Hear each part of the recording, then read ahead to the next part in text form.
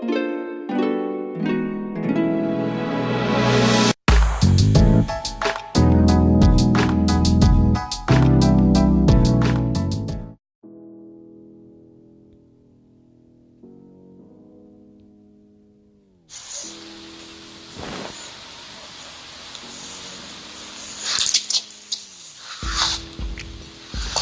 the only thing I have to do is trim up a little bit of excess fabric, but the thumb's perfect, the pinky's perfect, and then there's a couple other seams I need to touch up that I thought I did well on but didn't.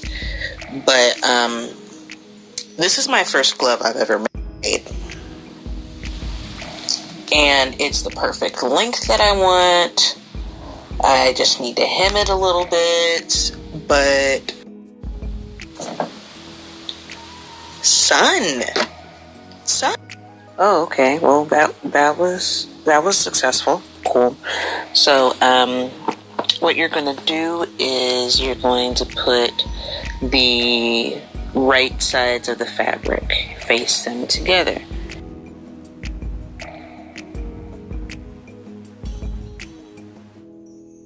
Out of alignment. And you're going to take some handy dandy pins, even though I say they're overrated. You kind of need these motherfuckers. Take some pins and then pin the fingers into place so that as you sew, you're not going to get the fabric too out of alignment and shit. Right? True. We will attempt to document this for you. Now, I don't know how much of this is going to make sense for those who do not sew, but we're going to try anyways. For these gloves, even though the material is got a little bit of stretch to it, I am using a straight stitch and not a zigzag stitch. I'm actually going to go as close to the edge as I can. I always stitch just a little bit first. Hit the reverse button. That way I don't have to worry about the seams coming undone, and then just going.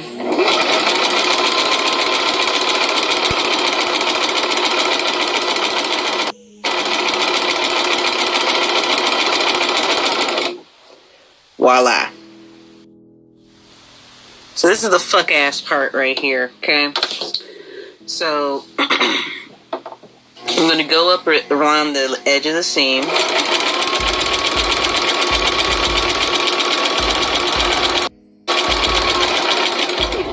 And this is where I wanted to go ahead and document this if I could.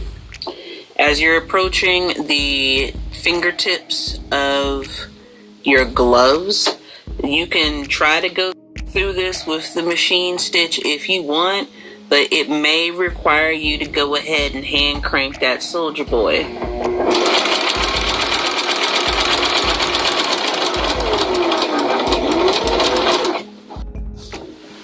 So, and when I say hand crank, meaning to manually advance this mug slowly while you maneuver the glove around.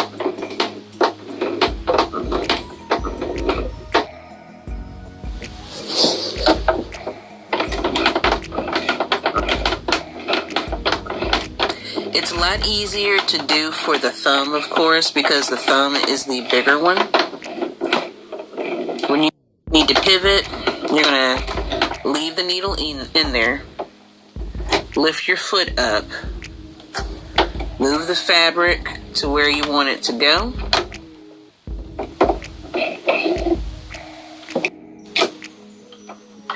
then continue,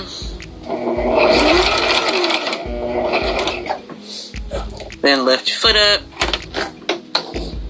pivot, move the fabric where you want it to go. Replace your foot.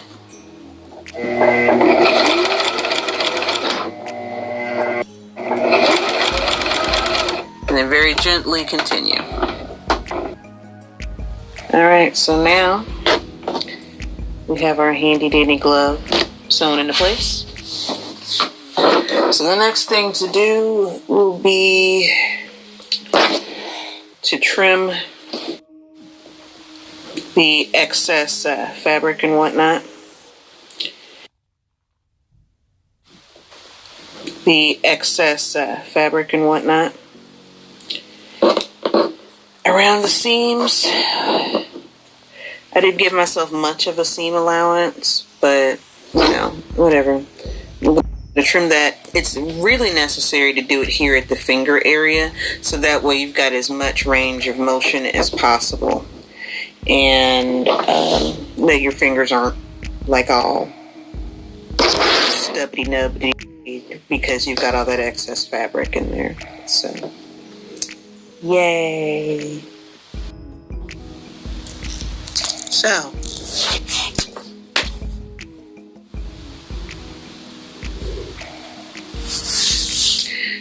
okay, here they are. They are the length that I need. Unfortunately, I made this one just a little tight, and so I've got to touch up some more seams. But as for the length, the only thing I really need to trim is just that part right there. Other than that, yo,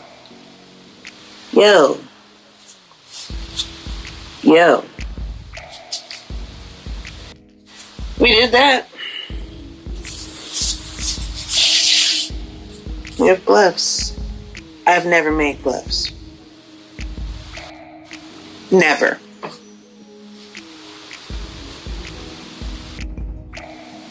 I think that's enough sewing for the night. I could sew a little bit more, but I think that's enough for the night. So I can get some rest and not overexert myself. So, yeet. So, the babies are dry. Hi.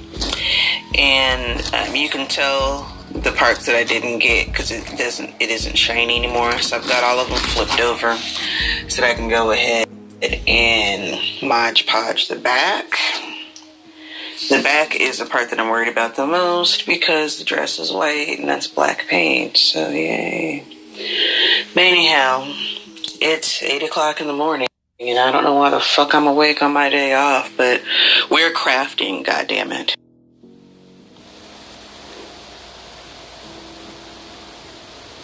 Alright, little babies, you try. We're gonna be making y'all into a belt here soon.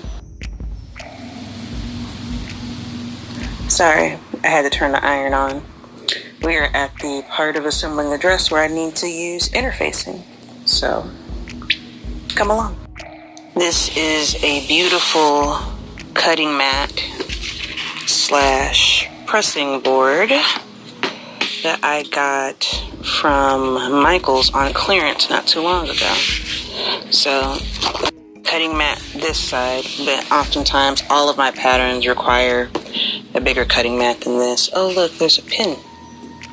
Okay. Anyways, this is the pressing board side.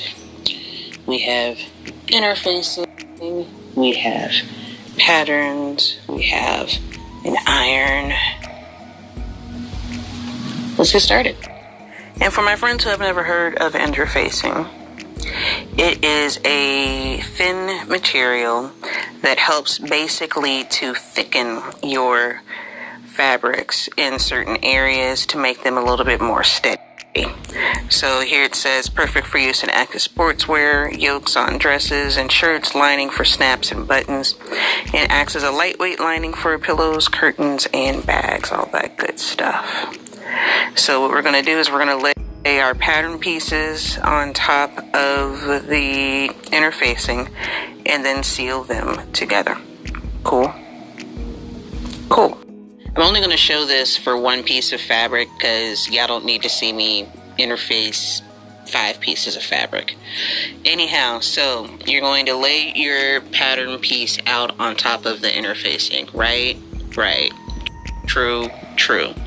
Then you're supposed to pin the shit. I don't need to pin it. I know what the fuck I'm doing. A little bit. You're going to pin the shit together, and then you're actually going to cut the interfacing piece out, then smack it, flip it, over, and the directions say you're supposed to put a piece of pressing cloth on there, we good. We don't need a damn pressing cloth. But you're supposed to then press it in all areas for about maybe 10 to 15 seconds until it's all stuck together. So, come along. Okay, so I sincerely hope you heathens know how to iron, right? You're supposed to have this on the absolute hottest setting. Cool, cool. Then just go ahead. Oh, steam, sorry. You gotta have the steam setting on. My bad. I'm a heathen who does know how to iron though. Anyhow, as you can see, now our fun fabric is attached to the interfacing. Yay! And it's a little bit thicker. I mean, it's a stretch fabric anyways, but oh well. So now I'm gonna go ahead and get the rest of it, and then yay. And now we have interfacing all on our wonderful piece. It's nice, pretty smooth. The only thing is there's not much stretch. This is kind of a stretch fabric, but adding the interfacing to it takes away some of that stretch a little bit. But one thing that I have learned when making dresses, even though I've only made one, but still, this is something I learned. Go a size up when you cut your patterns. I normally am like a 14, 16, depending upon the dress. And so for this pattern, I went ahead and cut a size 18 just in case. So if I do need to take it in, which I probably will, but if I do need to take it in, I won't have to work as much. But because I'll be able to make this custom fit to me and my measurements. So. Yay.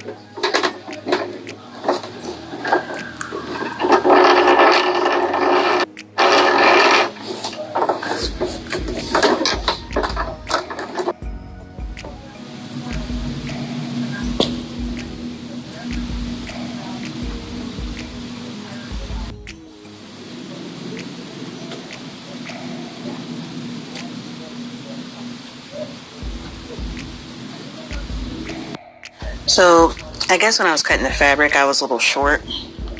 So I've got like this interesting dynamic here. But other than that,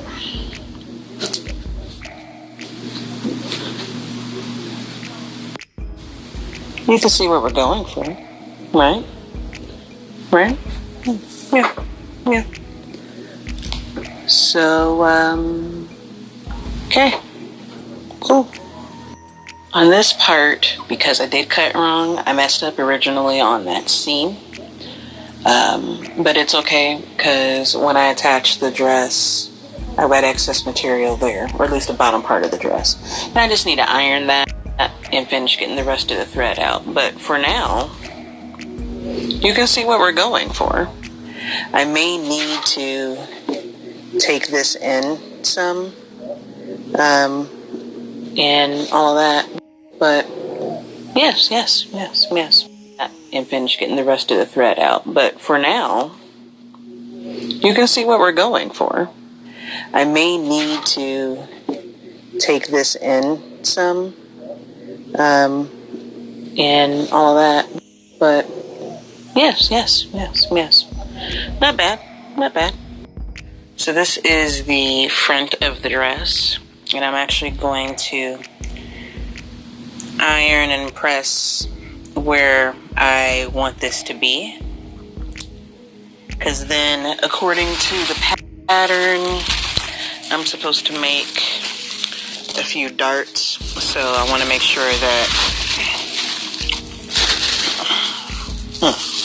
excuse me, I want to make sure that I get it aligned just right for where I want the darts to go and stuff. And then from there, it's the back of the dress.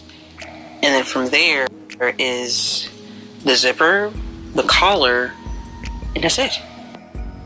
Well, so I prepared the bottom piece, or the bottom piece of the front part of the skirt. I've got my darts made, matched them up to these seams. Yay, everything's lovely. And next I'm going to actually take in and cut part of this so that we have some thigh exposure once I get everything like fully assembled and see how much of my thighs I want to have out, even though they're going to be, you know, blue or whatever, but okay. So I have to add the darts to the back piece, and then I'm supposed to sew all that together and add a zipper, then the collar, and shit. Yeet. Why did I make this so long? Why? Why did I make this so long? I still have all this fabric to sew. Why? Why?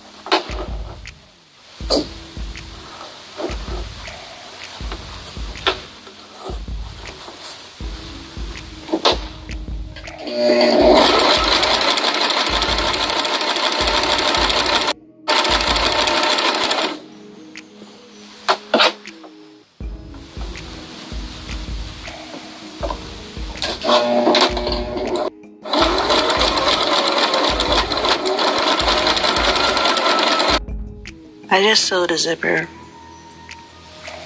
I've never been able to do a zipper right. I literally just got this right on the first try. It's an invisible zipper, and it's unique on how this shit has to go on. But, oh, okay, cool. I'm here for it. Eat. Momentary pause, because all that smack I was talking about the zipper, and my damn needle broke. But that's okay. That's alright. After literally over 2 years of having this machine, that's the first time I've broken a needle. So, and we've got more on deck. Yeet. Oh. Okay. So,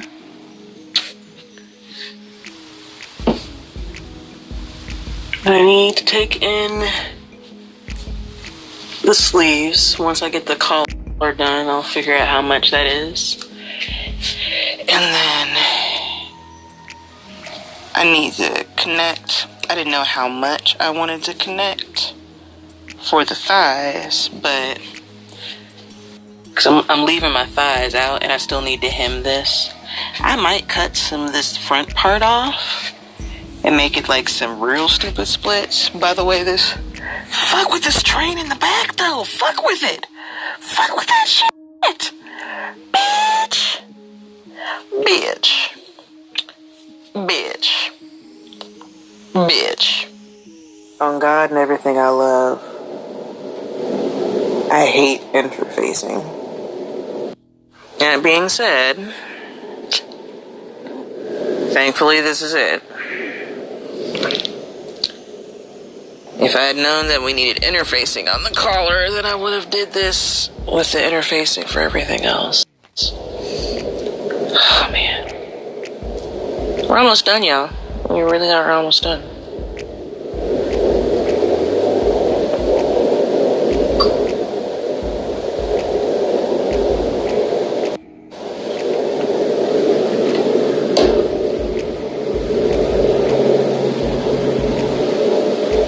Home stretch. So we have a collar that is pinned into place, and then awaiting some buttons. So I'm going to sew this onto the front part, and then we will see how it fits, and then we will hem, and then we will be done.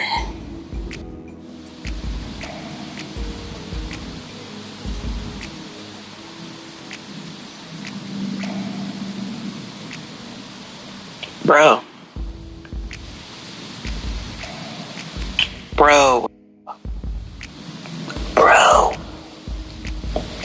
Look. She's pretty.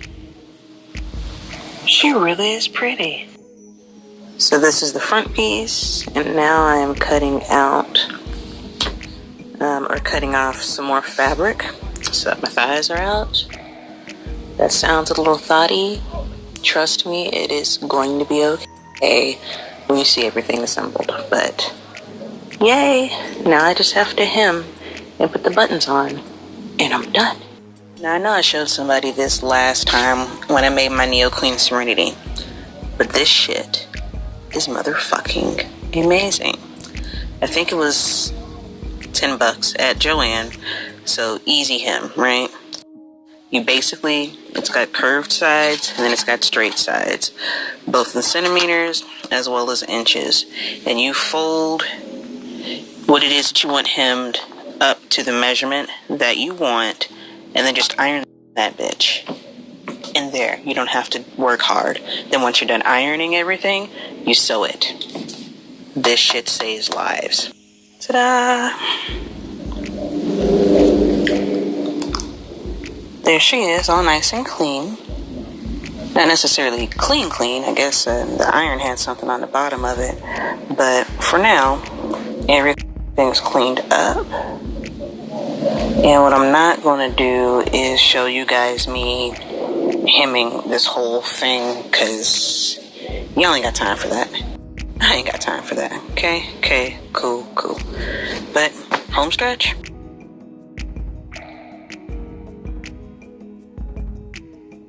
So apparently all that, even though this is stretch fabric, the zigzag stitch was not friendly. But I thought to myself, why don't we try to do something about that? So, went and got some starch, and just going over the seams again, and yeah, other than this little section right here, but still, they got rid of the that pull that the fabric had, and I'm very pleased and quite happy that I had this idea. Okay. Well, all I have to do is dart right here and right here, and then dart right here and right here, and then press the back, because it's all curly woo woo. But we already pressed the front, and all those waves is gone. But yeah, I know I look like a little chef right now, but it's okay. Wait on it.